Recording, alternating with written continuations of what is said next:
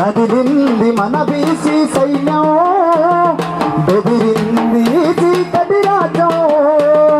కదిలింది మన బీసీ సైన్యం, బెదరాలి చీకటి రాజ్యం.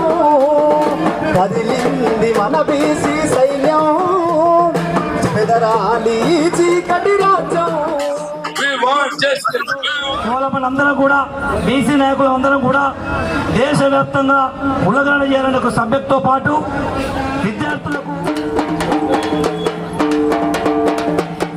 అన్యాయం గురించి అనేక విధాలుగా అనేక సందర్భాలు కొన్ని వందల వేల వేసినటువంటి తమ్ముడు నాయన్ భరత్, పీసీ ప్రజా సంఘం తెలంగాణ రాష్ట్రం. తమ్ముడు ఈరోజు ఒక సంఘాన్ని ఏర్పాటు చేసి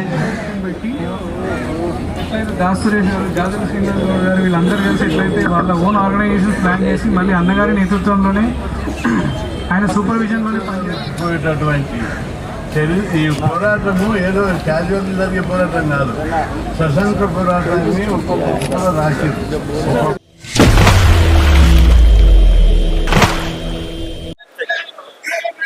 तेलंगाना से कास्ट सेंसस की डिमांड को लेके स्टूडेंट्स और एम्प्लॉई हैं, बहुत सारे लोग आए हैं. आइए हम उनसे बात करते हैं और जानने की कोशिश करते हैं कि क्यों आए हैं. सबसे पहले सर, आपका नाम क्या है, आपका परिचय क्या है और क्या आपका पद है और कहाँ से आए हैं? नमस्कार, नाइन भरत తెలంగాణ బీసీ ప్రజా సంఘం స్టేట్ ప్రెసిడెంట్.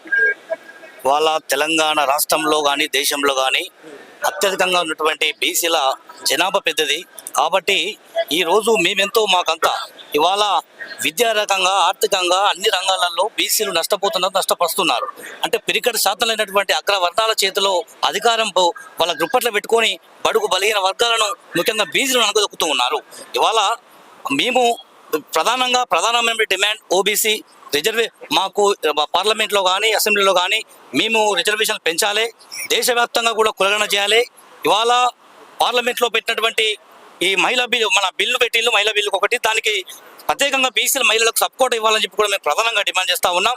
ఇలా అదేవిధంగా విద్యా ఉద్యోగ రంగాలలో, వైద్య రంగాలలో మా వాటా మాకు దక్కాలి.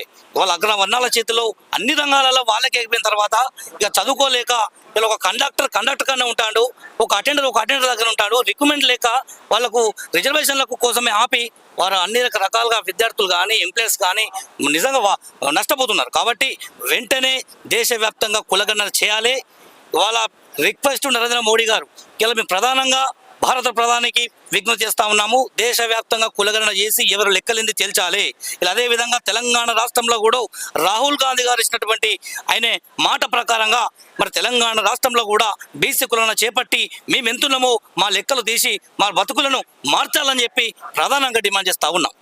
आपने जैसा मुझे थोड़ा बहुत समझ में आया, आपने ये कहा कि जो बीसी या ओबीसी का जो रिजर्वेशन है महिलाओं के लिए, उसमें महिलाओं के लिए ओबीसी कैटेगरी का भी फिक्स होना चाहिए संसद में, जो आप कह रहे हैं बात. दूसरी बात आप ये कह रहे हैं कि तेलंगाना में तो कांग्रेस की सरकार है, तो वो क्या राहुल गांधी ने डिमांड भी की संसद में खड़े होकर के भाई जातिगत जनगणना होनी चाहिए, लेकिन तेलंगाना में क्या स्टेटस है, तेलंगाना में क्या हो रहा है?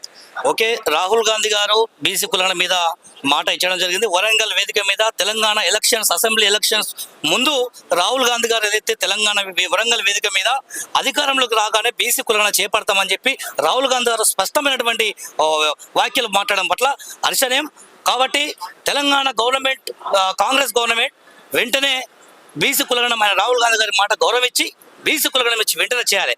అదేవిధంగా మీరు అన్నట్టు పార్లమెంట్లో మహిళా బిల్లు పెట్టినప్పుడు బీసీల మహిళలు ఏ పాపం చేసిళ్ళు, ఇవాళ 60% పైచిలుకున్నటువంటి మహిళలకు వారికి సపోర్ట్ ఇవ్వాలని చెప్పి ప్రధానంగా డిమాండ్ చేస్తూ ఉన్నాం.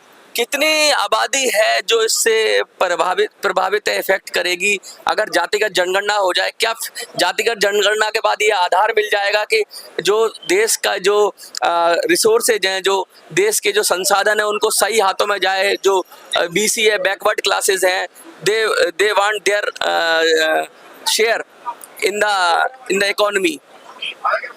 ఇవాళ గల్లీ నుంచి ఢిల్లీ దాకా బీసీలందరూ కూడా ఏకమవుతున్నారు. ఇవాళ తారా స్థాయికి చేరింది మేము అనుకుంటున్నాం. ఇవాళ బీసీలు ఆర్కిస్టన్ కానీ మేము కానీ అనేక మంది బీసీ నాయకులు ఇలా ఢిల్లీ వేదికకు బాట పట్టడం జరిగింది. మరి అయినా కూడా నిమ్మకు నీరెత్తినట్టు ప్రభుత్వాలు కనుక వ్యవహరిస్తే వెంటనే గల్లీ నుంచి ఢిల్లీ దాకా వేలాది మందితోని లక్షల మందితోని పార్లమెంట్ ముట్టడి చేస్తాం, బీసీల సమస్యలు తీర్చకపోతామని చెప్పి ఈ జంతర్ మంతర్ వేదికగా చెప్తా ఉన్నాం. आपका संदेश क्या है, मैसेज क्या है? जो लोग आपको देख रहे हैं उनको क्या कहना चाहेंगे सरकार को, और साथ साथ जो जनता आपको देख रही है, जो लोग देख रहे हैं, पूरे देश से आपको लोग देखेंगे इन वीडियोस के माध्यम से, क्या कहेंगे उन? తెలంగాణ బీసీ ప్రజా సంఘం రాష్ట్ర కమిటీ అందరూ కూడా భారత ప్రధాని నరేంద్ర మోడీకి మేము అప్పీల్ చేస్తూ ఉన్నాం. వెంటనే బీసీ కులగణన మీద పార్లమెంట్లో బీసీ బడ్జెట్ ప్రవేశపెట్టాలి. సెంట్రల్ బీసీ మినిస్టర్ వెంటనే కూడా ఇవాళ రాష్ట్రంలో బీసీ మంత్రి ఉన్నప్పుడు దేశంలో బీసీ మంత్రి ఎందుకు లేడు? ఇవాళ అత్యధికంగా ఉన్నటువంటి బీసీలు వాళ్ళకి ప్రత్యేకమైనటువంటి బీసీ మంత్రిత్వ శాఖను ఏర్పాటు చేయాలి. లేని పక్షంలో అనేక మంది వేల మంత్రులు కూడా భారత ప్రధాని ఇల్లు ముట్టడి చేస్తాం, పార్లమెంట్ ముట్టడి చేస్తాం అని చెప్పి సందర్భంగా తెలియజేస్తాం. ये है बीसी आंदोलन और जातिगत जनगणना की मांग के साथ जंतर मंतर पर डटे हुए हैं. आपको क्या लगता है? देखते रहिए.